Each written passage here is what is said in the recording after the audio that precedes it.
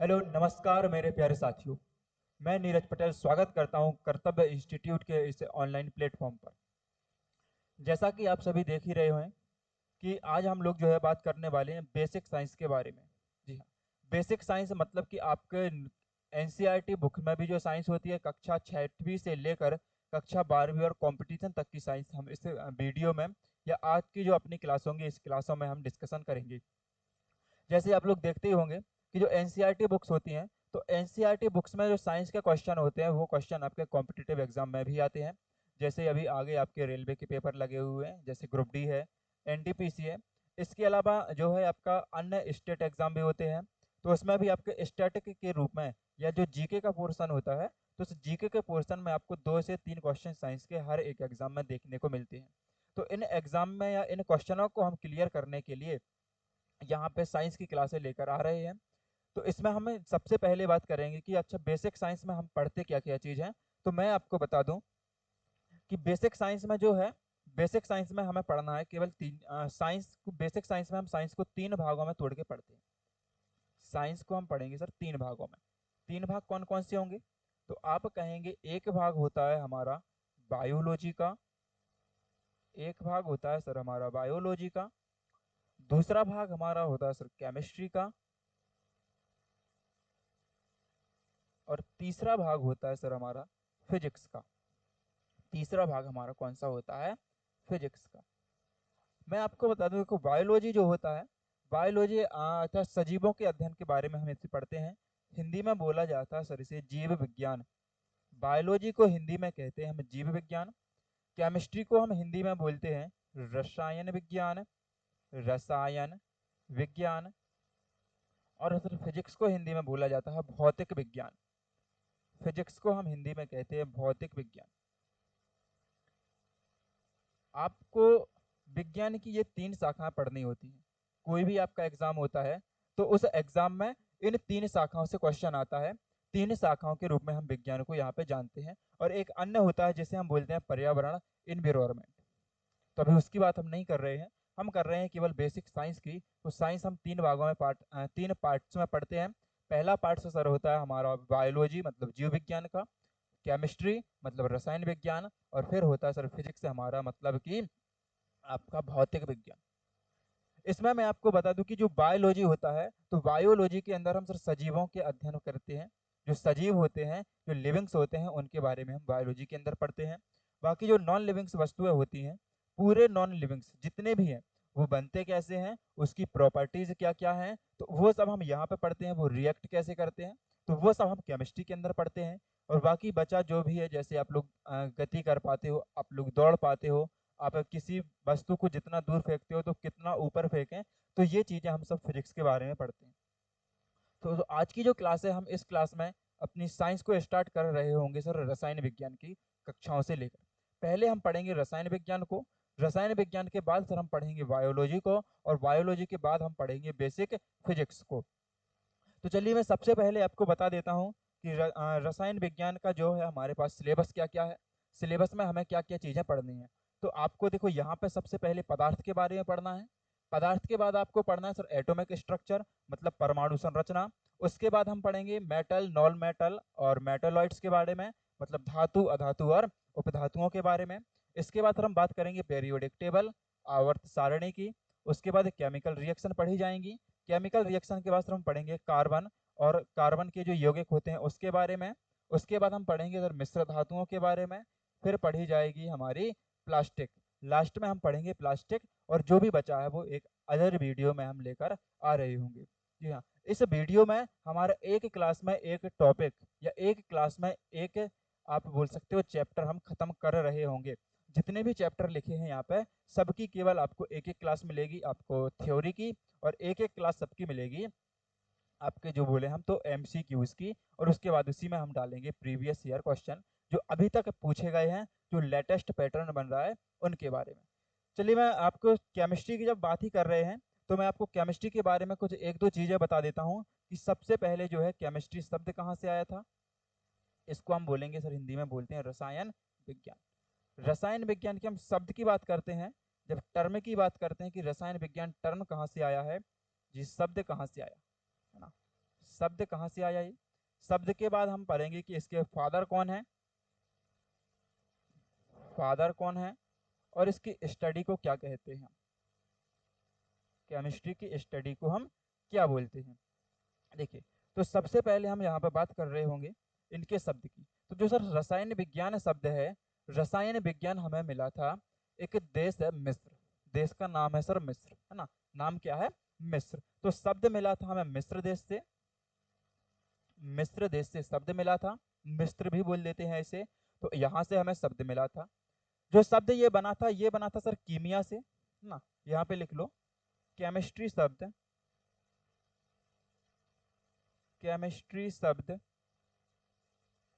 मिस्र के, यहाँ पे से मिस्र भी कभी कभी कह देते हैं, ये एक ही है, मिस्र के कीमिया शब्द था सर, वो कीमिया, कीमिया से बना है, कीमिया से बना है जी। कीमिया जो शब्द है, इस कीमिया का सर अर्थ क्या होता है, अर्थ और बता दीजिए। तो जो कीमिया है, इस कीमिया का अर्थ होता है काला रंग। कीमिया का जो शब्द है, अर्थ जो मिलेगा वो मिलेगा काला रंग आपको। इसी को हम बोल देते हैं काली मिट्टी, काली मिट्टी या फिर रहस्य। अगला शब्द जो इसके लिए टर्म मिलता है वो मिलता है हमें रहस्य से। देखिए, केमिस्ट्री है, केमिस्ट्री जो शब्द दिया गया था वो शब्द मिला था हमें मिस्र से, मिस्र देश से मिला था जी। केमिस्ट्री शब्द मिस्र देश से के जो है शब्द कीमिया से बना था। और कीमिया का जो मतलब होता है, कीमिया का जो अर्थ होता है, क्या सर, कीमिया का जो अर्थ होता है, तो अर्थ होता है इसका काला रंग, काली मिट्टी या फिर रहस्य से। इसके बाद हम बात करते हैं फादर ऑफ केमिस्ट्री। फादर कौन है, ये रसायन विज्ञान के फादर कौन है, तो फादर ऑफ केमिस्ट्री, रसायन विज्ञान के पिता है, फादर ऑफ केमिस्ट्री। तो फादर ऑफ केमिस्ट्री सर बोला जाता है एंटोनी लेवोजियर साहब को। कौन थे, एंटोनी लेवोजियर, आप इसे लेवाजियर भी बोल सकते हैं। फादर जी थे इनके एंटोनी लेवाजियर साहब। अच्छा, स्टडी को हम बोलते हैं, जो केमिस्ट्री की स्टडी होती है सर, तो स्टडी को हम बोलते हैं कैमे टचिंग। स्टडी को क्या बोला जाता है, तो हम केमिस्ट्री की स्टडी को बोलते हैं कैमे टचिंग। तो आप बोलोगे सर स्टडी जो होती है उसे बोला जाता है कैमे टचिंग। जो हम केमिस्ट्री की स्टडी है, केमिस्ट्री जिसके अंदर हम पढ़ते हैं उस शाखा को बोलते हैं कैमे टचिंग। उससे केमिस्ट्री क्या होता है, केमिस्ट्री के अंदर हम सर आखिर पढ़ते क्या चीज़ है, रसायन विज्ञान है क्या चीज़। तो मैं आपको रसायन विज्ञान बता दूं कि आप कोई ऐसा मटेरियल ले लें जिसके अंदर आप किसी पदार्थ के गुण के बारे में बात करते हैं, आप उसकी अभिक्रियाओं के बारे में बात करते हैं, और आप जो है उसके संघटक तत्वों के बारे में बात करते हैं, तो उसे हम सर केमिस्ट्री बोलते हैं। केमिस्ट्री शब्द मैंने आपको भी बता दिया मिस्र देश का है। केमिस्ट्री के पिताजी फादर ऑफ केमिस्ट्री एंटोनी लेवाजियर साहब हैं। केमिस्ट्री के अध्ययन को हम बोलते हैं केमिटैचिंग। केमिस्ट्री शब्द मिस्र देश के कीमिया से बना है, और कीमिया का रंग होता है काला रंग, काली मिट्टी या रहस्य। इतनी चीजें आपको केमिस्ट्री के बारे में जान लेनी है। अब हम आपका ना जो पहला टॉपिक है उसके बारे में हम यहाँ पे पढ़ेंगे। पहला टॉपिक हमारा कौन सा है सर, तो पहला टॉपिक आज का हमारा रहेगा पदार्थ के बारे में। पहला टॉपिक होगा हमारा मैटर, पदार्थ के बारे में। आखिर पदार्थ हम कहते किसे हैं, है ना, पदार्थ होता क्या चीज है।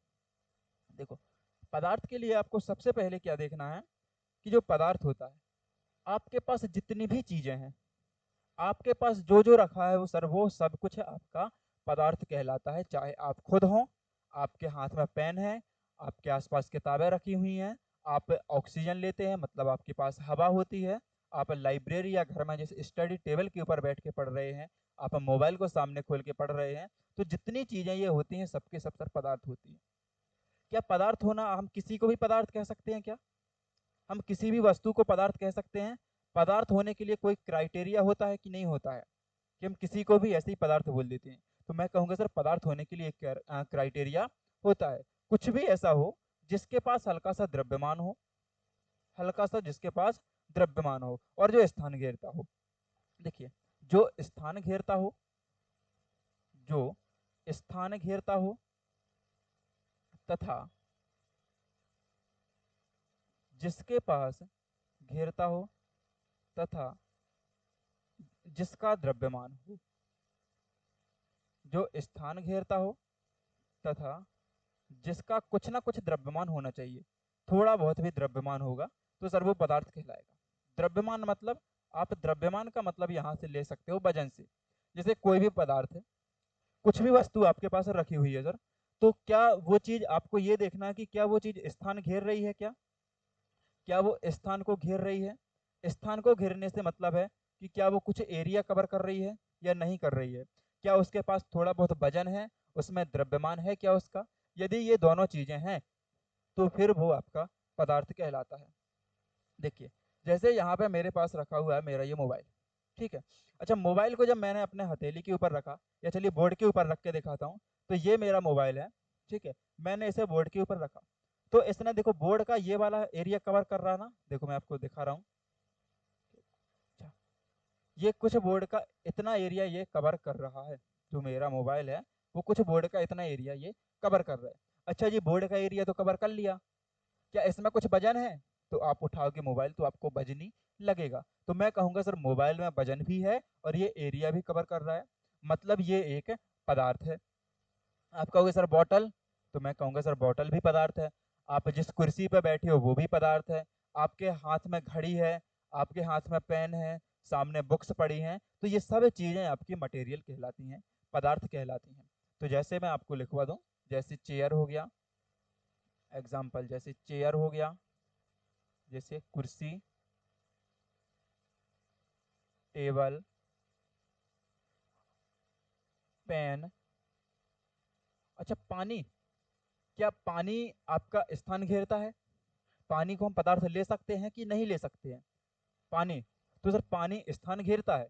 जैसे हम किसी बॉटल के अंदर रखते हैं, तो क्या बॉटल के अंदर हम पानी भरेंगे तो बॉटल भर नहीं जाएगी पूरी? बॉटल के अंदर जैसे ही हम पानी को भरेंगे तो बॉटल पूरी भर जाएगी सर। फिर उस बॉटल का कुछ वजन भी निकलेगा, तो पानी आपका पदार्थ होता है। पानी सर पदार्थ होता है, पानी हो गया आपका, है ना। इसके बाद आपकी चाय हो गई, और भी बहुत सारी चीजें, कुर्सी, टेबल, पेन, पेंसिल, पानी हो गया, आपकी सब्जी, रोटी, जो भी चीजें हैं सर पूरा पदार्थ कहलाता है। पूरा क्या होता है सर? तो पूरा पदार्थ होता है। अच्छा, पदार्थ के कुछ गुण भी होते हैं क्या? पदार्थ के कुछ प्रॉपर्टीज होती हैं, कुछ तो गुण होंगे इसके अंदर की नहीं होते हैं? तो जी कुछ गुण होते हैं। चलिए मैं आपको पदार्थ के गुण बताता हूँ, है ना। तो हेडिंग डालो पदार्थ के गुण। पदार्थ के गुण, तो पदार्थ की कौन कौन से ऐसी विशेषताएं होती हैं, कौन कौन से उसके अंदर गुण होते हैं। देखो, पदार्थ के अंदर जो गुण होते हैं, सबसे पहला तो यही गुण होता है कि जो पदार्थ होते हैं वो छोटे छोटे कणों से मिलकर बना होता है। अच्छा सर, ये तो हमें पता ही नहीं है, पदार्थ भी छोटे छोटे कणों से मिलकर बनता है। तो हाँ, जैसे आपके पास ये पेन है, मेरे पास एक पेन है, ठीक है। तो ये पेन को मैं कई छोटे छोटे टुकड़ों में काट सकता हूँ, बहुत छोटे छोटे टुकड़ों में इसे काट सकता हूँ। कोई भी पदार्थ है, आप किसी भी चीज को जब तक बहुत छोटे छोटे टुकड़ों में तोड़ देते हैं तो वो आपके पदार्थ कहलाते हैं। तो मैं कह सकता हूँ कि पदार्थ छोटे छोटे, छोटे छोटे कणों से मिलकर बनता है, कणों से मिलकर बनता है। अच्छा सर, छोटे छोटे कणों से मिलकर बनता है पदार्थ जी।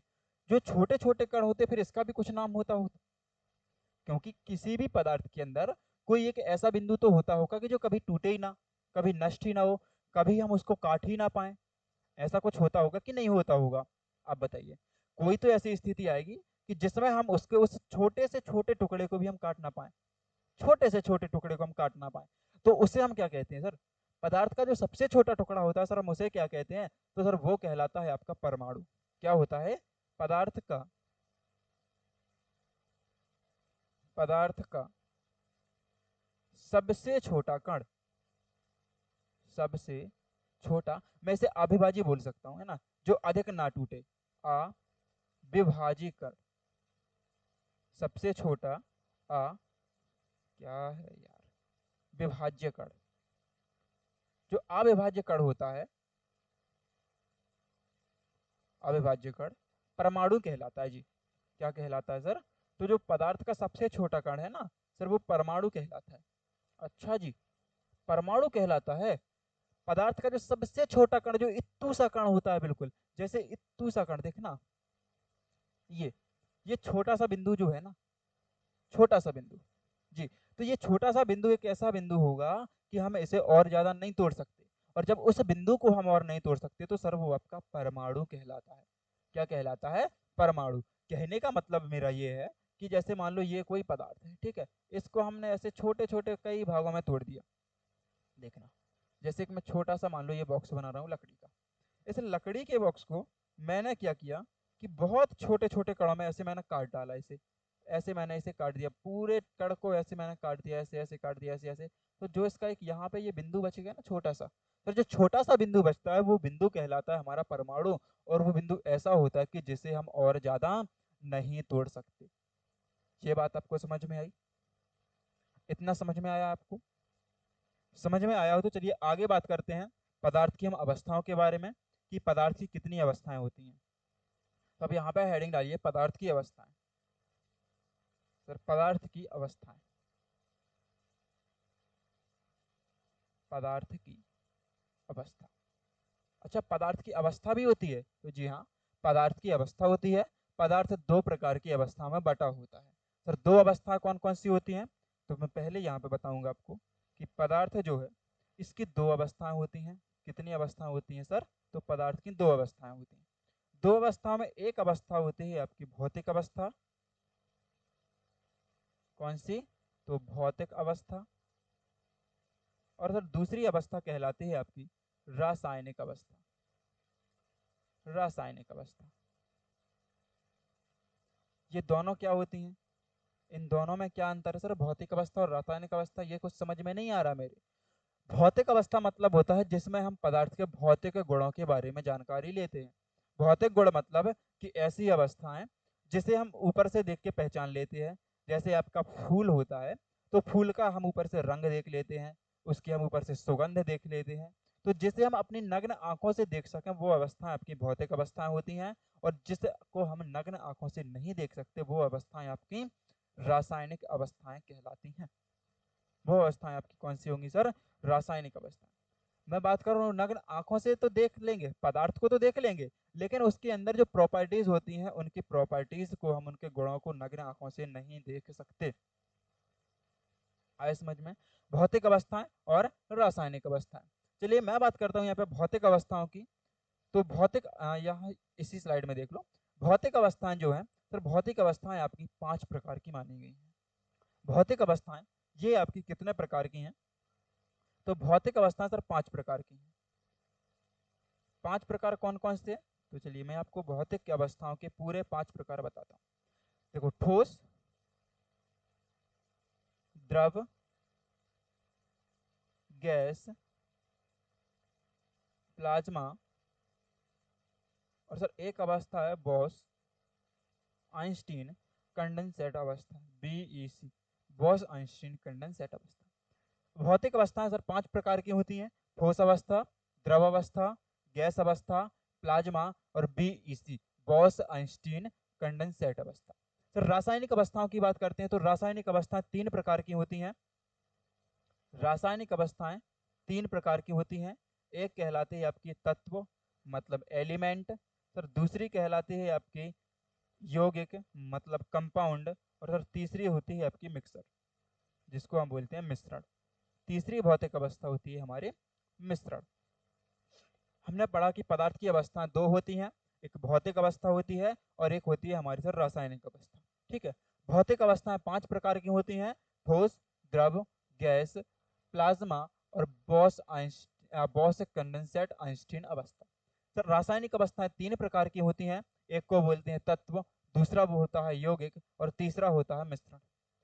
तत्व और यौगिक जो है सर, ये तत्व और यौगिक, तत्व और यौगिक आपके शुद्ध पदार्थ कहलाते हैं। ये कहलाते हैं आपके शुद्ध पदार्थ। और जो मिक्सर है, मिश्रण, आप लोग खुद जानते हैं कि हम किसी भी चीज को एक साथ मिला देते हैं, मिक्सचर कर देते हैं, तो ये कहलाता है हमारा अशुद्ध पदार्थ। ये कौन सा पदार्थ होता है? ये होता है हमारा अशुद्ध पदार्थ। अभी इसके अंदर और पढ़ेंगे कि मिक्सचर हमारा 2 प्रकार का होता है। एक कहलाता है हमारा समांगी मिश्रण और दूसरा कहलाता है हमारा विषमांगी मिश्रण। तो फिर विषमांगी मिश्रण फिर से दो प्रकार का होता है, एक को बोलते हैं हम निलंबन और एक कहलाता है हमारा कोलाइडी। तो इसके बारे में हम अध्ययन आगे करेंगे। सबसे पहले हम पढ़ते हैं कि भौतिक अवस्थाओं में ठोस, द्रव, गैस और प्लाज्मा और बीईसी की अवस्थाएं क्या क्या चीज होती हैं, इन्हें हम कैसे प्राप्त करते हैं। तो सबसे पहले डालिए आप भौतिक अवस्था, पदार्थ की भौतिक अवस्था। देखिए आप डालेंगे हेडिंग पदार्थ की भौतिक अवस्था, भौतिक अवस्था। सर भौतिक अवस्था तो डाल ली, इसके अंदर हमें पहली हेडिंग क्या डालनी है, तो इसके अंदर सर आप पहली हेडिंग डालेंगे ठोस। सबसे पहली हेडिंग डालेंगे आप ठोस। ठोस मतलब सॉलिड। हमें पढ़ना है सर यहाँ पे ठोस के बारे में। ठोस से आप लोग कुछ समझ रहे हैं? जैसे आप लोग क्रिकेट खेलते हैं, नहीं खेलते, तो ये कंपटीशन का टाइम चल रहा है, अपने आप पूरे दिन हम पढ़ाई में रहते हैं सर, हमें इससे कोई मतलब नहीं है, आगे हमारा एग्जाम लगा हुआ है। तो आपके हाथ में एक पेन तो है ना, जिससे आप लिख रहे हो कि नहीं है? आपके हाथ में एक पेन है ना? तो क्या उस पेन को आप किसी, जैसे आपने हाथ से छोड़ दिया, आपने टेबल पर रख दोगे, तो क्या वो अपना आकार बदल लेगा? बताइए, क्या अब वो अपना आकार बदल लेगा या नहीं बदलेगा? आप कहेंगे सर पेन आकार कभी नहीं बदलता है। क्या उसका वजन परिवर्तित होगा? मान लो आप जो 10 ग्राम का पेन लिए हैं, तो क्या आपके पेन का वजन बदल जाएगा? तो आप कहोगे सर पेन का वजन भी नहीं बदलेगा। तो ठोस जो होते हैं वो यही होते हैं कि इसका आकार और इसकी आकृति हमेशा समान होती है। ठोसों में पहला गुण क्या होता है? ठोसों की पहली मुख्य बात क्या होती है सर, कि इनकी आकार और इनकी आकृतियां, क्या होता है इनमें? आकार और आकृति दोनों समान होती है। आकार तथा आयतन, इसका आकार और आयतन परिवर्तित नहीं होते। आकार तथा आयतन परिवर्तित नहीं होते। सबसे पहला पॉइंट ठोसों में आता है कि ना तो कभी इसका सर आकार बदलता है, चाहे हम पेन को किसी भी जगह फेंक दे, चाहे हम बॉल को कहीं भी रखाएं, तो जो गोल बॉल होगी वो गोल रहेगी, जो बड़ी बॉल होगी वो बड़ी रहेगी। जैसे आपकी बास्केटबॉल की बॉल होती है तो वो बड़ी होती है, तो वो बड़ी रहेगी, है ना? कुर्सी आपका, जैसा कुर्सी पे आप बैठे हो, उसे आप रूम से उठा के कहीं भी लेके चले जाओ, चाहे आप रूम में रख लो, चाहे आप छत के ऊपर डाल लो, चाहे आप किसी ग्राउंड में डाल लो, सर कुर्सी का आकार कभी नहीं बदलने का है, कुर्सी कभी नहीं बदलेगी। इसके बाद उसमें क्या जो वजन बदलेगा, तो आप कहोगे सर इसका वजन भी कभी नहीं बदलेगा। तो ऐसी वस्तुएं जो हमेशा अपने उसी आकार में और उसी वजन के साथ रहती हैं, इनका आकार और इनका आयतन दोनों चीजें स्थिर होती हैं, कभी नहीं बदलती हैं, तो वो सर आपका ठोस कहलाता है। दूसरी चीज क्या होती है सर ठोस में? दूसरी चीज बताइए। तो इनके जो अणु होते हैं ना, जिनसे ये मिलके बने होते हैं, तो वो अधिक पास पास होते हैं। अणु पास पास होते हैं, पास पास होते हैं। सर ये नहीं समझ में आया कि अणु पास पास कैसे होते हैं। देखो मैं आपको दिखाता हूँ यहाँ पे, है ना? अणु जो है वो पास पास होते हैं। जैसे मान लो ये मैं इधर एक बीकर टाइप का बना रहा हूँ, कुछ जो भी आपको समझना हो उसके, तो आप वो समझ लेना। देखो, ठीक है, इसमें मैं भर रहा हूँ पानी। पानी तो मैं नहीं भरूंगा, पानी नहीं भरूंगा इसमें। इसमें मैं बनाऊंगा अणु, इतने छोटे में। एक सेकंड सर, एक सेकंड। देखो, जो मैं ये बना रहा हूँ, इसको थोड़े से आप ध्यान से देखना, ठीक है? ये मैं किसी एक ठोस के आंतरिक भाग की आकृति बना रहा हूँ, कि ठोस वास्तव में अंदर से होता कैसे है, एक ठोस अंदर से कैसे दिखता है, तो मैं वो बना रहा हूँ यहाँ पे। जो ठोस के कण होते हैं, क्योंकि मैंने ऊपर बताया कि कोई भी पदार्थ है वो छोटे छोटे कणों से मिलकर बनेगा। पदार्थ कैसे बनेगा? तो पदार्थ सर छोटे छोटे कणों से मिलकर बनता है हमेशा। कोई भी पदार्थ होगा वो छोटे छोटे कणों से मिलकर बनेगा। उन छोटे छोटे कणों को सर परमाणु कहते हैं। छोटे छोटे कणों को क्या कहते हैं? तो उन छोटे छोटे कणों को हम बोलते हैं परमाणु। जो पदार्थ है वो अंदर से कुछ ऐसे जकड़े हुए, एक दूसरे को अणु, उसके एक दूसरे के जो छोटे छोटे अणु है ना सर, वो एक दूसरे को जकड़े हुए हैं। पदार्थ के जो छोटे छोटे कण हैं, देखो यहाँ पे एक दूसरे के साथ बिल्कुल जुड़े हुए हैं, एक दूसरे से चिपके बैठे हैं। तो जो इनके अणुओं के बीच में स्पेस होता है, जो इनके अणुओं के बीच में खाली जगह होती है, वो ना के बराबर होती है। या आप ऐसे कह सकते हो कि इनके जो अणु होते हैं वो एक दूसरे से चिपके हुए होते हैं, या एक दूसरे के अधिक निकट होते हैं, पास पास होते हैं। एक दूसरे के सर कैसे होते हैं, तो ये एक दूसरे के पास पास होते हैं। आगे में देखो, ये तो समझ में आ गया। अच्छा, जब इनके ये अणु पास पास हैं, आप ऐसे समझो कि जैसे आप किसी बस में जा रहे हो, है ना, बस में जाते हो तो बस अच्छी ज्यादा भरी है, उसमें यात्री बहुत ज्यादा है, अंदर पांव रखने के लिए की भी जगह नहीं है, ठीक है। तो उस समय आप जैसे बीच में खड़े हो, आप तो अपना बढ़िया डंडा लिए खड़े हो, है ना, ऐसे खड़े हो। अब पीछे से और आदमी चढ़े और सवारी चढ़ी बस के ऊपर, तो वो कहेंगे भैया थोड़ी आगे हो जाओ। तो आप कहोगे भैया आगे हमारी जगह नहीं है, हम कहाँ हो जाएं। आप क्या करोगे कि ऐसे खड़े ऐसे हिल रहे होंगे, बस को पकड़े बस जा रही होगी। ऐसे ही होता है ना, आपके जितने ज्यादा संख्या में आपके आसपास लोग होते हैं, आप चलने में उतने ही कम सक्षम होते हैं।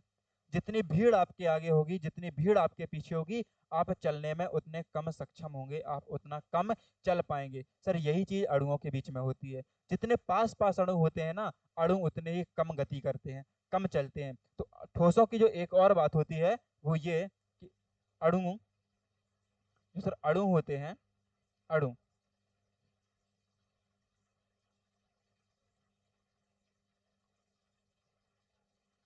अणु कम गतिशील होते हैं। अणु कम गतिशील होते हैं। सर जो इसके अणु है ना, वो बिल्कुल कम गतिशील होते हैं, कम गतिशील होते हैं। कम गतिशील होने का मतलब है कि थोड़े बहुत जिगजैग कर लेंगे, जिगजैग कर लेंगे, थोड़ा बहुत हिलते रहेंगे ऐसे अपनी जगह खड़े हुए, बाकी एक दूसरे से दूसरे स्थान जा नहीं सकते सर, क्योंकि ये बिल्कुल चिपके हुए हैं एक दूसरे से। थोड़ी बहुत जगह मिलेगी कि थोड़ी हिल डुल लेंगे, बाकी जगह से नहीं उठ सकते। तो इसके जो अणु होते हैं, इनमें गतिज ऊर्जा नहीं होती है सर। इनके जो कण होते हैं वो ज्यादा गतिशील नहीं होते हैं। इनके कण जो होते हैं वो ज्यादा गतिशील नहीं होते हैं। सर आगे मैं बात करता हूं,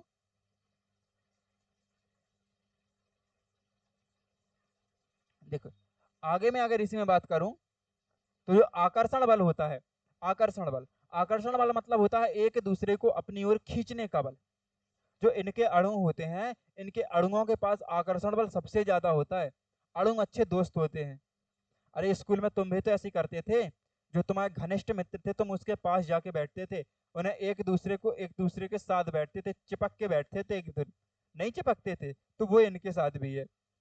इनके जो अणु हैं, घनिष्ठ मित्र हैं, एक दूसरे के साथ चिपक के बैठते हैं। तो इन्हें जो चिपकने के बैठने का बल होता है सर, इसको बोलते हैं हम आकर्षण बल। चिपकने के बैठने का जो बल है, इसको बोलते हैं हम आकर्षण बल। और जो अणु होते हैं ना, तो अणुओं में आकर्षण बल अधिक होता है। अणुओं के मध्य, अणुओं के मध्य आकर्षण बल अधिक होता है, अधिक होता है। सर अणुओं के मध्य आकर्षण बहुत ज्यादा होता है, मतलब एक दूसरे के बिना नहीं रह ही नहीं सकते हैं। वो गाना सुना ना कि मेरी जिंदगी हो तुम, तो ये वही चीज है कि भैया एक अणु दूसरे अणु के बिना रह ही नहीं सकता है, उसकी जिंदगी बना बैठा है वो, उसकी जिंदगी बना बैठा है। आए समझ में। अगला पॉइंट जो इसमें होता है, संपीड़ित नहीं होते ये पॉइंट। जो अणु होते हैं सर, ये अणु बिल्कुल भी संपीड़ित नहीं होते हैं, बिल्कुल भी कंप्रेस्ड नहीं होते हैं। सर मुझे ये संपीड़ित शब्द समझ में नहीं आया क्या होता है। अणु जो है वो संपीड़ित नहीं होते हैं, पूरा लिखूंगा मैं, अणु संपीड़ित नहीं होते हैं, नहीं होते हैं। तो संपीड़ित का मतलब क्या है? संपीड़ित मतलब होता है अधिक प्रेशर पे किसी भी पदार्थ को सिलेंडर के अंदर भरना। अधिक प्रेशर के साथ किसी वस्तु को सिलेंडर के अंदर भरना कहलाता है कंप्रेस्ड करना, मतलब संपीड़ित करना। क्या आप जो लोहे की बॉल है उसे सिलेंडर के अंदर घुसा सकते हो? क्या जो लोहे की बॉल है उस पर आप कितने ही ज्यादा प्रेशर दे देना, वो सिलेंडर के अंदर नहीं जाएगा, कि चला जाएगा वो सिलेंडर के अंदर, बिल्कुल भी नहीं जाएगा। तो इनका संपीड़ित बल जो इनमें संपीड़न होता है वो बिल्कुल भी सर नहीं होता है। ठोस के कणों के मध्य संपीड़न बिल्कुल भी नहीं होता है, ये कण बिल्कुल भी संपीड़ित नहीं होते हैं। ठोस के गुण आपको समझ में आ गए होंगे कि क्या होता है सर। एक तो ये इनका आकार तथा आयतन परिवर्तित नहीं होते हैं, या इसी को मैं बोल सकता हूँ सर निश्चित होते हैं। परिवर्तित नहीं होते मतलब फिक्स होते हैं, निश्चित होते हैं। इसके अणु पास पास होते हैं सर। पास पास क्यों होते हैं? क्योंकि इनमें आकर्षण बल ज्यादा होता है। अणुओं के बीच में प्यार मोहब्बत दोस्ती बहुत ज्यादा होती है, घनिष्ठ वाली मित्रता होती है, तो इसलिए ये आपस में चिपक के बैठते हैं एक दूसरे के साथ। इनके पास आकर्षण बल बहुत ज्यादा होता है। और अणु जो है वो संपीड़ित नहीं होते, मतलब अधिक प्रेशर के साथ आप सिलेंडर के अंदर नहीं भर सकते हैं। जब अणु बिल्कुल पास पास में बैठे हैं, भीड़ बहुत ज्यादा है, तो ये गति भी नहीं कर सकते, मतलब चल भी नहीं सकते, इसलिए ये कण गतिशील नहीं होते हैं। सीधा सा मैंने लिखा है कि कम गतिशील होते हैं, ना के बराबर। आप ऐसा लिख सकते हो कि बिल्कुल ना के बराबर, लगभग ना के बराबर, लगभग जीरो। बिल्कुल गतिशील सर होते ही नहीं है, ये बिल्कुल ही गतिशील नहीं होते हैं। अणुओं के ठोसों के बारे में आपको ये जानकारी समझ में आ गई होगी कि हमें ठोसों के बारे में क्या क्या चीज पढ़नी है। अब अगली बात हम करते हैं सर किसके बारे में? सो अगली बात हम करेंगे यहाँ पे द्रव के बारे में। दूसरी हेडिंग डालो आप, द्रव। द्रव, द्रव मतलब लिक्विड। यहाँ पे हम दूसरी हेडिंग में बात कर रहे होंगे सर लिक्विड की, द्रव की, है ना, लिक्विड की। भाई लिक्विड क्या चीज होती है? जैसे अणुओं में आपने पढ़ा कि अणुओं की जो आकार और आकृति दोनों फिक्स्ड होती है, दोनों निश्चित होती है, तो वहीं द्रव में आप क्या बोलोगे कि सर इनका आकार, आकार तो अनिश्चित है, आकार अनिश्चित होता है, अनिश्चित, किंतु आयतन निश्चित होता है, आयतन निश्चित होता है। आकार अनिश्चित है लेकिन आयतन कैसा है? तो आयतन निश्चित है। मतलब पानी को आप जिस बर्तन में रखोगे, पानी उसी बर्तन का आकार लेगा। आपने ये तो देखा होगा, एक गिलास पानी को आप किसी टब के अंदर लुढ़का दोगे तो वो टब के आकार का हो जाएगा सर।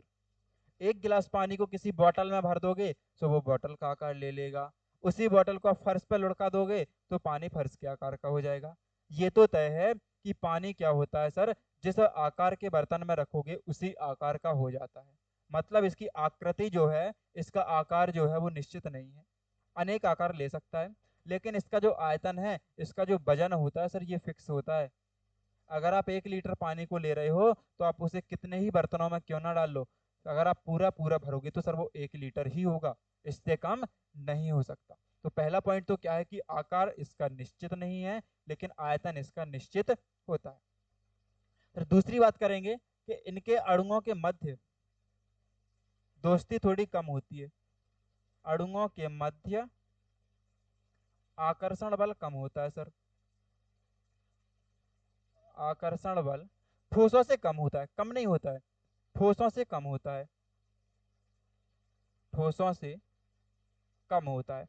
इनके बीच में जो दोस्ती है, प्यार मोहब्बत है, वो थोड़ा सा कम है, ठोसों की अपेक्षा थोड़ा सा कम है। इसी के कारण इसके जो अणु होते हैं ये दूर दूर होते हैं, अणु दूर दूर होते हैं,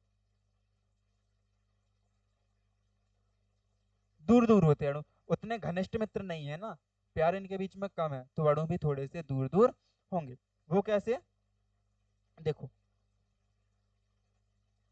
फिर से मैं वही चीज यहाँ पे बनाने जा रहा हूँ। इसके जो अणु होते हैं ना सर, इसके अणु कुछ ऐसे होते हैं, देखो। उसमें तो बिल्कुल एक दूसरे के साथ चिपक के बैठ रहे थे, इसमें चिपक के नहीं बैठते हैं, इसमें अणु थोड़े से दूर दूर होते हैं। ऐसे भैया दूर दूर रहो, है ना। मित्रता और पैसा, आप वो बात बोलते हो ना कि दोस्ती पक्की पक्की खर्चा अपना अपना, तो इनके बीच में ये होता है कि दोस्त तो ठीक है, ठीक है, लेकिन उतने घनिष्ठ नहीं है कि तुम बिल्कुल हमारे घर ही में आ जाओ, हम तुम्हारे साथ रहें, तुम्हारे बिना एक पल ना रह पाए। तो इनके बीच में वो वाली दोस्ती नहीं है। अणु थोड़े से दूर दूर होते हैं, काम से मतलब है इन्हें। भैया हमारा काम तुमसे होगा, हम बोल लेंगे, तुम्हारा काम हमसे होगा, हम तुम बोल लेना, इसके अलावा कोई मित्रता नहीं है हमारी। इनके बीच वो वाला मतलब चलता है, ठीक है। तो क्या होता है कि आकर्षण बल ठोसों से कम होता है, तो जबकि दूर अणु अणु होते हैं। आकर्षण बल जब कम होगा तो अणु दूर दूर हो जाएंगे, अरे जितना मजबूत आपके घर के मुखिया जी होते हैं, आपके पिताजी होते हैं, आपके घर के सदस्य उतने ही एक साथ एकजुट रहने का प्रयास करते हैं। जैसे ही आपके मुखिया जी, आपके घर के जो बड़े बुजुर्ग होते हैं, आपके पिताजी हैं, वो अपने परिवार वालों के ऊपर थोड़ी सी भी ढील डाल देते हैं, थोड़ी सी भी, तो क्या होता है कि परिवार दूर होने लगता है, तितर बितर हो जाता पूरा परिवार। वही इसके साथ है। जैसे ही आकर्षण बल में सर कमी आई तो अणु दूर दूर भागने लग गए। जैसे ही आकर्षण बल में कमी आई तो क्या हुआ कि अणु दूर दूर जाने लगे। आए समझ में? जैसे ही अणु दूर दूर हो गए तो इनमें थोड़ी बहुत गतिज ऊर्जा आ गई। मतलब कि जो इनके बीच में गतिज ऊर्जा, इनके बीच में जो स्पेस बचा सर, जगह बची, वहां पे अणु घूमने फिरने लगे, गति करने लगे। तो अणु अणु कम गतिशील होते हैं, गतिशील होते हैं लेकिन कम गतिशील हैं, कम गतिशील होते हैं। सर अणु गतिशील होते तो हैं लेकिन बिल्कुल ही कम होते हैं, थोड़े थोड़े गतिशील हो जाते हैं। जैसे पानी आपने देखा तो पानी को आप बहाओगे तो पानी बह जाता है। जैसे पानी को आप सर फर्श पर डालते हो तो पानी एक स्थान से दूसरे स्थान पर बह के चला जाता है। जैसे ही पानी बहा तो इसके अणु दूर दूर थे, इस कारण इनमें सर गतिज ऊर्जा आ गई, गतिज ऊर्जा आ गई, अणु दूर दूर हो गए, आकर्षण बल कम हो गया। इससे क्या है कि इनके अंदर थोड़ा सा जो संपीड़ित होने का गुण है ना, जो कंप्रेस्ड होने का गुण होता है, वो भी थोड़ा सा आ जाता है। तो क्या होता है सर कि अणु संपीड़ित होते हैं, कम संपीड़ित होते हैं, ऐसा लिख सकते हैं, अणु कम संपीड़ित होते हैं, कम संपीड़ित होते हैं। सर अणु कम संपीड़ित होते हैं इसके मतलब अगर इसके ऊपर हम अधिक प्रेशर के साथ ऐसे सिलेंडर में डालने जाएंगे तो थोड़ी बहुत मात्रा इसकी सिलेंडर के अंदर भर जाएगी। अधिक मात्रा, जैसे ही आप ज्यादा प्रेशर डालते हैं तो ज्यादा प्रेशर डाल के जब आप ऐसे सिलेंडर के अंदर रखते हैं तो क्या होता है कि मात्रा थोड़ी बहुत सिलेंडर के अंदर चली जाती है। ये आया समझ में? वही चीज इसमें है कि इसका आकार अनिश्चित होता है, जिस बर्तन में डालोगे आप उसी बर्तन का आकार ले लेगा। आयतन निश्चित होता है, वजन हमेशा फिक्स रहेगा। अणु के मध्य आकर्षण बल सर कम हो जाता है, आकर्षण बल का जो मान होता है, जो खिंचाव बल होता है, वो कम होता है। इससे अणु थोड़े से दूर दूर होने लगते हैं। जैसे ही अणु दूर दूर हुए उनके बीच में सर चलने को जगह मिल गई। जैसे चलने को जगह मिली, जैसे बस में तुम बैठे हो, तुम्हारे आगे भी काफी दूर तक कोई नहीं है, पीछे भी कोई नहीं है, तो तुम क्या करोगे? कभी आगे जाओगे, कभी पीछे जाओगे, करोगे ये चीज। तो वही इनके पास होता है कि जैसे ही इन्हें जगह मिली तो कभी ये आगे हो गए, कभी पीछे, मतलब इनमें गति आ गई। सर ये गतिशील हो गए, गतिशील हो गए, अणु दूर दूर है, इस कारण इनमें संपीड़ित होने का गुण भी आ गया। संपीड़ित होने का गुण का मतलब होता है कि जितना अधिक आप इसके ऊपर प्रेशर डालते हो तो अधिक प्रेशर के साथ आप इसे सिलेंडर में भर सकते हो, थोड़ी बहुत मात्रा सिलेंडर के अंदर इसकी चली जाएगी। ये आ गया होगा समझ में? तो आगे हम बात करते हैं सर किसकी, जो तीसरा हमारा बचा है गैस। तो आगे हम बात करेंगे गैस के बारे में। तो आप हेडिंग लगाओ गैस, हेडिंग डालो गैस।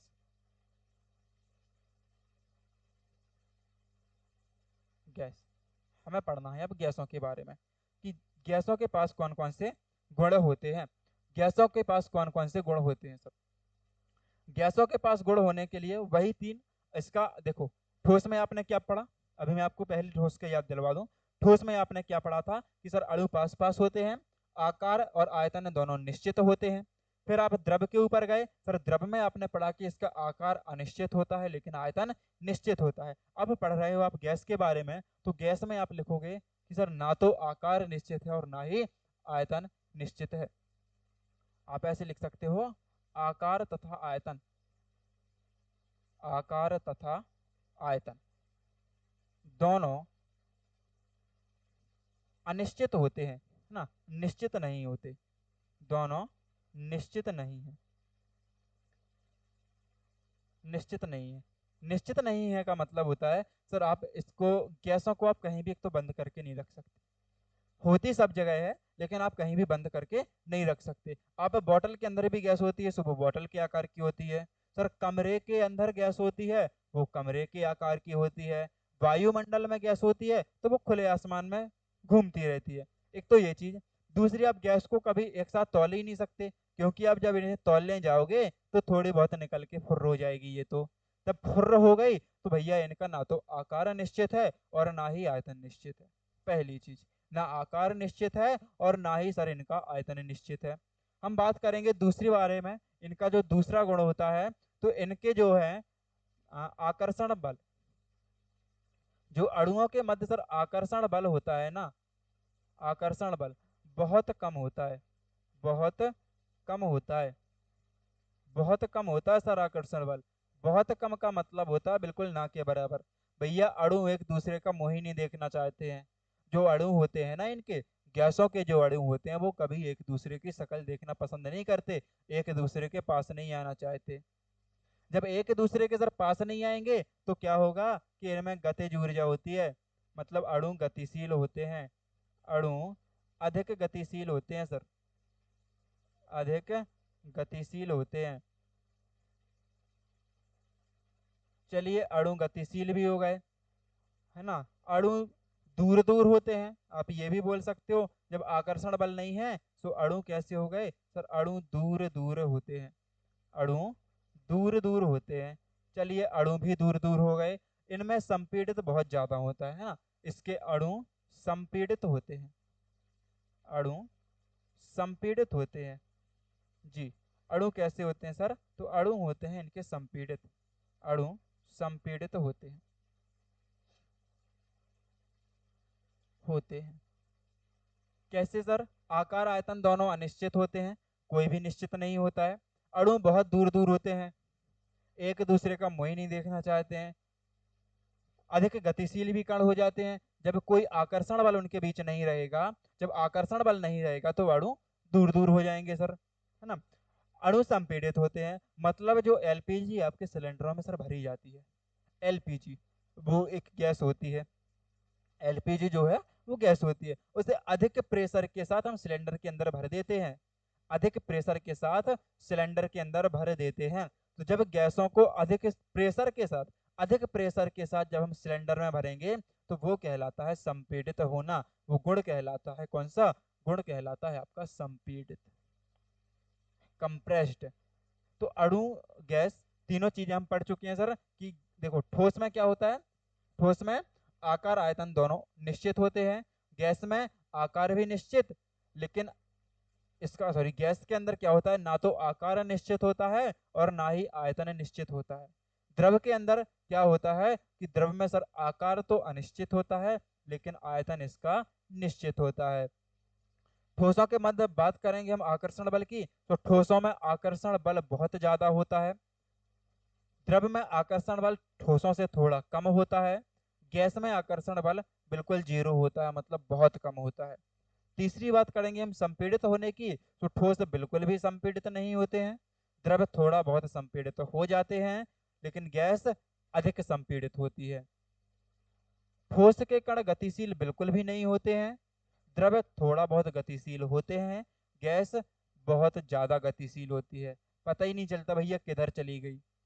ये तो हो गई हमारी तीन मुख्य अवस्थाएं। चौथी अवस्था के बारे में हम सर बात करने वाले हैं यहाँ पे, प्लाज्मा के बारे में। हम चौथी अवस्था में बात करेंगे किसकी, तो चौथी अवस्था हमारी होगी सर प्लाज्मा के बारे में। प्लाज्मा, ये और आप बता दो कि प्लाज्मा क्या होता है। नाम तो बहुत सुन रखा है प्लाज्मा का, सर नाम तो बहुत सुना है कि प्लाज्मा होती है, चौथी अवस्था पदार्थ की प्लाज्मा होती है। तो सबसे पहले तो मैं इसको बता दूं कि प्लाज्मा की जो खोज किसने की थी। प्लाज्मा जो अवस्था निकली, प्लाज्मा की अवस्था सर विलियम क्रुक्स ने की थी। प्लाज्मा की जो डिस्कवरी है, इसकी जो खोज है सर, खोज की थी विलियम क्रुक्स ने। किसने, तो जो विलियम क्रुक्स नाम के वैज्ञानिक थे, विलियम क्रुक्स। सर प्लाज्मा की खोज विलियम क्रुक्स ने करी थी, कब, तो सर 1928 के अंतर करी थी। जो प्लाज्मा की खोज है ये विलियम क्रुक्स ने करी थी 1928 में, प्लाज्मा की खोज हुई 1928 में।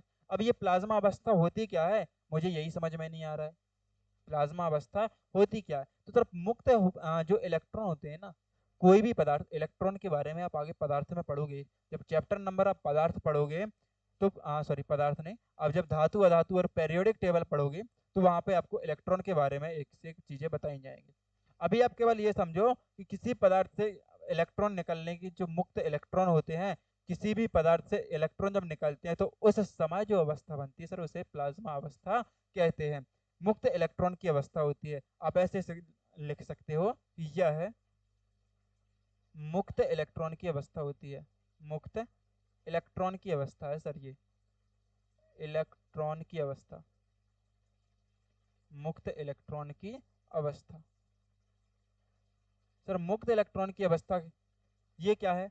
अरे भैया कोई भी पदार्थ है तो जो पदार्थ अपना इलेक्ट्रॉन त्यागता है, पदार्थ अपने अंदर से इलेक्ट्रॉनों को रिलीज करता है, छोड़ता है, तो उस समय जो अवस्था बनती है वो सर प्लाज्मा अवस्था होती है। अभी समझ में नहीं आया? जो सूर्य होता है ना, अपने सूरज दादा, जो सूरज भाई साहब चमकते हैं वो इसी कारण चमकते हैं। क्यों सर? सूरज के अंदर ऐसा क्या होता है? तो सूरज के अंदर सर हीलियम और हाइड्रोजन नाम की दो गैसें होती हैं, जो आपस में विखंडन होती हैं, टूटती रहती हैं और इलेक्ट्रॉनों को मुक्त करती रहती हैं। तो आप इसमें जो है एग्जाम्पल के रूप में लिख सकते हो, एग्जाम्पल के रूप में सर इसमें लिख सकते हो कि जैसे सूर्य की चमक हो गई। किसकी? सूर्य की चमक,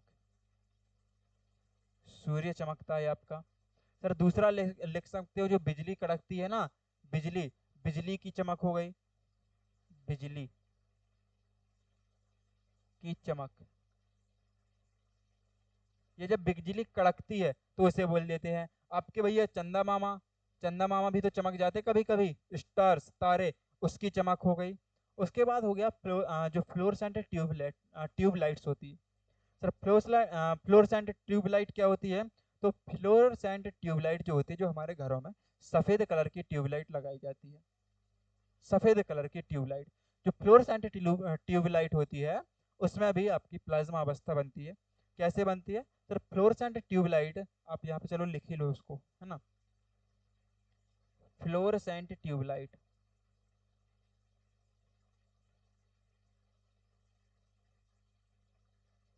ट्यूबलाइट्स ऐसे लिख लो। फ्लोरेसेंट ट्यूबलाइट जो होती है, तो फ्लोरेसेंट ट्यूबलाइट इसी का उदाहरण है। लेकिन फ्लोरेसेंट ट्यूबलाइट में सर पारे की वाष्प भरी जाती है। जो पारा होता है ना, पारा की वाष्प, फ्लोरेसेंट ट्यूबलाइट के अंदर सर पारा की वाष्प भरी होती है। जो पारा होता है, हमारी धातु होती है Hg, उसकी वाष्प भरी होती है, मतलब भाप भरी होती है फ्लोरेसेंट ट्यूबलाइट के अंदर। आगे समझ में आपको? जो आपका बल्ब जलता है, बल्ब जलता है, तो बल्ब के अंदर एक तार होता है जिसे बोलते हैं हम फिलामेंट। क्या बोलते हैं सर? फिलामेंट। तो जो बल्ब का फिलामेंट होता है ना, वो बल्ब का फिलामेंट आपका एक धातु होती है। आप लोग कमेंट करके नाम बताइएगा उस धातु का नाम क्या है। यहीं पे मैं लिखता हूँ आपको, बल्ब का फिलामेंट, बल्ब का फिलामेंट, फिलामेंट। आपको बताना है कमेंट करके कि बल्ब का फिलामेंट सर किस धातु का बना होता है, बल्ब का फिलामेंट किस धातु का होता है।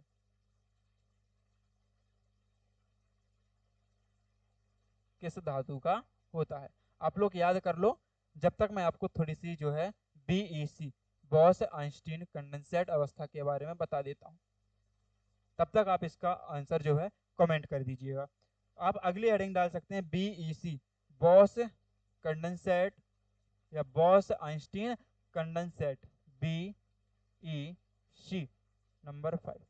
इसको हम बोलते हैं सर बॉस आइंस्टीन कंडेंसेट। आप हिंदी में लिख सकते हैं, बी से मतलब होता है boss, boss Einstein, Einstein condensate अवस्था, कंडेंसेट। बीईसी का पूरा नाम होता है सर बॉस आइंस्टीन कंडेंसेट। जी बॉस आइंस्टीन कंडेंसेट अवस्था क्या है, इसके बारे में तो मैं पहली बार सुन रहा हूँ। तो इसकी जो आप केवल इतना जानो, अभी इसके बारे में जो है पूरी चर्चा तो नहीं हुई स्पष्ट तरीके से, मैं आपको भी नहीं बताऊंगा। आप इतना जानो कि इनकी जो खोज हुई थी, बॉस आइंस्टीन कंडेंसेट अवस्था की जो खोज की थी, जो डिस्कवरी की थी, एक भारतीय मूल के वैज्ञानिक थे, सत्येंद्र नाथ बोस। कौन थे ये थे सत्येंद्र नाथ बोस, सत्येंद्र नाथ बोस। आपने इनका नाम पहले भी पढ़ रखा होगा। तो सत्येंद्र नाथ बोस जी ने बीईसी, बॉस आइंस्टीन कंडेंसेट अवस्था बनाई थी, और ये अवस्था जो खोजी गई थी इनके द्वारा, ये खोजी गई थी सर प्लाज्मा के भी पहले, प्लाज्मा के पहले। लेकिन मान्यता इसे अभी प्लाज्मा के बाद मिली है। अवस्था पहले खोज ली गई थी, लेकिन इस अवस्था को पढ़ने के लिए मान्यता प्लाज्मा के सर बाद मिली है, इसीलिए हम इसे बाद में पढ़ते हैं। ये होती है हमारी पदार्थ की 5 अवस्थाएं। सर कौन कौन सी अवस्थाएं हैं? भौतिक अवस्थाएं पदार्थ की 5 होती हैं, ठोस, फिर द्रव, gas, plasma, boss Einstein condensate अवस्था। पांचों के बारे में मैं आपको बता चुका हूं। अब हम जो अगली बात करेंगे सर, ये करेंगे हम लोग रासायनिक अवस्थाओं के बारे में। आगे की हम जो बात अपनी करने जा रहे हैं, ये करेंगे हम पदार्थ की रासायनिक अवस्था, पदार्थ की रासायनिक अवस्था, रासायनिक अवस्था। सर पदार्थ की रासायनिक अवस्थाएं जो है वो पहले भी मैं आपको बता चुका हूँ, तीन होती हैं। तीन में आप पढ़ोगे ठोस, द्रव, सॉरी, तीन अवस्थाओं में आप पढ़ोगे तत्व, यौगिक और मिश्रण। तीन अवस्थाएं कौन कौन सी होती हैं? तो सर एक तो होती है हमारी एलिमेंट, जिसे बोलते हैं हम तत्व, तत्व। एक होती है सर आपकी कंपाउंड, जिसे बोलते हैं हम यौगिक। और एक अवस्था होती है सर हमारी मिश्रण। तीसरी अवस्था जो ठोस की होती है वो होती है सर मिश्रण। तीसरी अवस्था कौन सी है? तो तीसरी अवस्था जो ठोस की है वो है मिश्रण। सर ठोस और यौगिक मिलके ये कहलाते हैं हमारे शुद्ध पदार्थ। ये दोनों होते हैं सर शुद्ध पदार्थ, शुद्ध, प्योर मैटर, शुद्ध पदार्थ होते हैं। जो आपका मिक्सचर होता है, मिक्सचर कहलाता है आपका अशुद्ध पदार्थ, अशुद्ध, इम्प्योर ना, अशुद्ध पदार्थ। उसके बाद सर मिश्रण हमारा दो प्रकार का होता है। दो प्रकार में मिश्रण को हम पढ़ेंगे दो प्रकार के रूप में। एक होता है हमारा समांगी मिश्रण और दूसरा होता है हमारा विषमांगी मिश्रण। समांगी मिश्रण और विषमांगी मिश्रण, होमोजीनियस और हेट्रोजीनियस। मिक्सर दो टाइप्स के होते हैं, होमोजीनियस और हेट्रोजीनियस। सर समांगी और विषमांगी मिश्रण, इतना हमें जानना है। आप यहाँ पे मैं इन सब के बारे में इधर ही बता देता हूँ आपको कि तत्व क्या होते हैं, या अलग से लिख लो। चलो अगली हेडिंग डालो अब, तत्व मतलब एलिमेंट। सर अगली हेडिंग डालना है एलिमेंट, तत्व, तत्व। देखो ऐसे पदार्थ होते हैं, आप तत्व उन्हें कहते हैं जो एक प्रकार के कण से मिलकर बने होते हैं। आप ऐसे बोल सकते हो कि पदार्थ या वे पदार्थ जो एक ही प्रकार के, एक ही प्रकार के कणों से बनते हैं, कणों से बनते हैं। सर ये समझ में नहीं आया। जैसे आप लोग लोहे का गेट देखते हो, तो लोहे के गेट में पूरा लोहा ही लोहा रहता है ना। लोहे के गेट के अंदर पूरा लोहा लोहा भरा रहता है। तो मैं बोल सकता हूँ कि वे पदार्थ होते हैं जो केवल एक प्रकार के कणों से मिलकर बनते हैं, वो आपके तत्व कहलाते हैं। जैसे आप लकड़ी देख लो, आप सर लोहे को देख लो, आप सर कांच को देख लो, आप जो भी पदार्थ देख रहे हो जिसमें केवल एक पदार्थ होगा, वो आपका कहलाएगा यहाँ पे तत्व। जैसे आप लोग ज्वेलरी पहनते हो, जैसे आपका सोना हो गया, ये यू बोलते गोल्ड। चांदी हो गया आपका, चांदी, सर सिल्वर। आपका लोहा हो गया, लोहा, आयरन।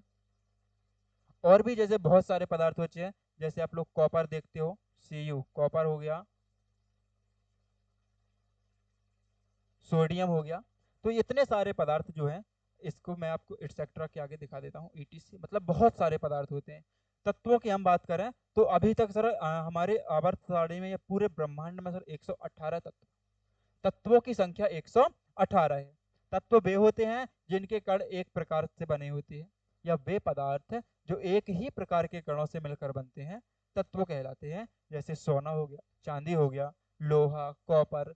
इसके अलावा आप बोल सकते हो सर जिंक होता है ना, कोबाल्ट होता है, सोडियम, मैग्नीशियम। तो ये सब तत्व है सर, क्या है? तत्व है। चलिए दूसरी हेडिंग हम डालते हैं यौगिक के बारे में, मतलब कंपाउंड्स के बारे में। यौगिक, यौगिक, चलिए यौगिक मैं ऐसे कह सकता हूँ कि यौगिक हम उन्हें कहते हैं जो दो पदार्थ निश्चित अनुपात में मिलते हैं, है ना। दो या अधिक पदार्थ, ऐसे लिख लो, जब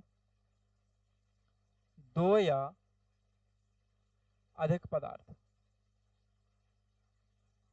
अधिक पदार्थ निश्चित अनुपात में मिलते हैं। जी मिलते तो हैं, लेकिन किससे मिलते हैं सर? तो ये मिलते हैं निश्चित अनुपात में, निश्चित अनुपात में मिलते हैं।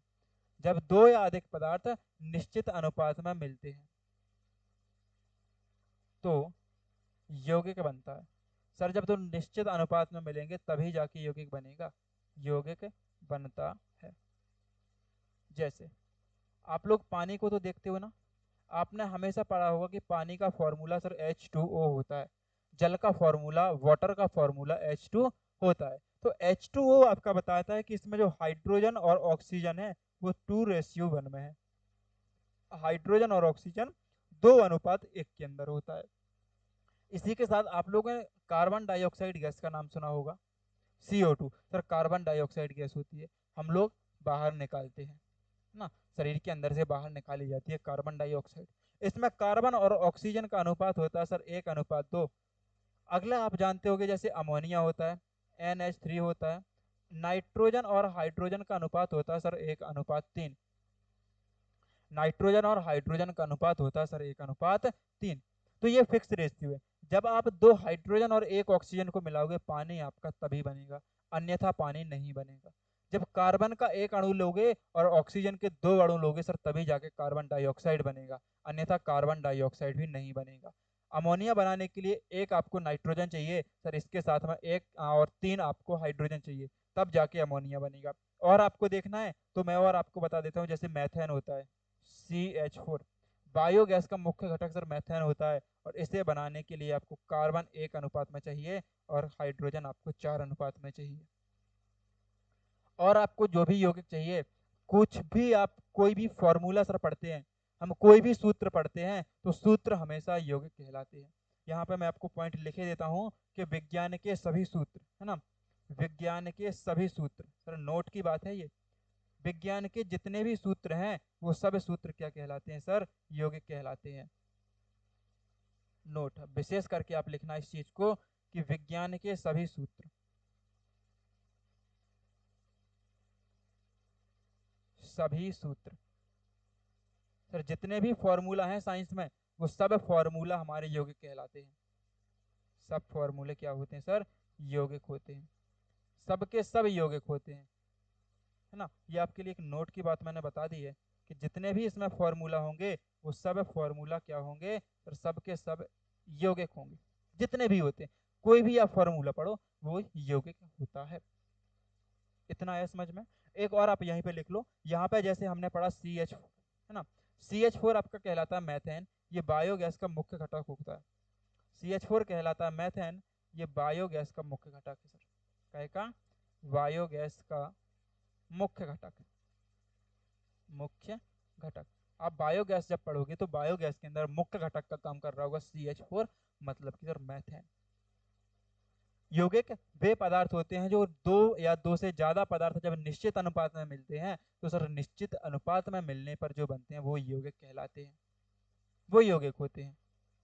अगले हम जो है बात करेंगे मिश्रण के बारे में, मिक्सचर। हम बात कर रहे हैं यहाँ पे मिश्रण के बारे में, मिश्रण के बारे में, मिश्रण।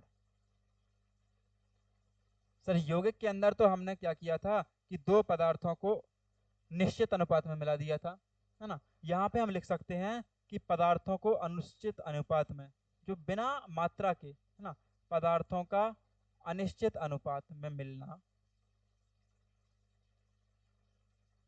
अनिश्चित अनुपात में मिलना, मिलना सर मिश्रण होता है। जब पदार्थ अनिश्चित अनुपात में मिलते हैं मिश्रण होता है।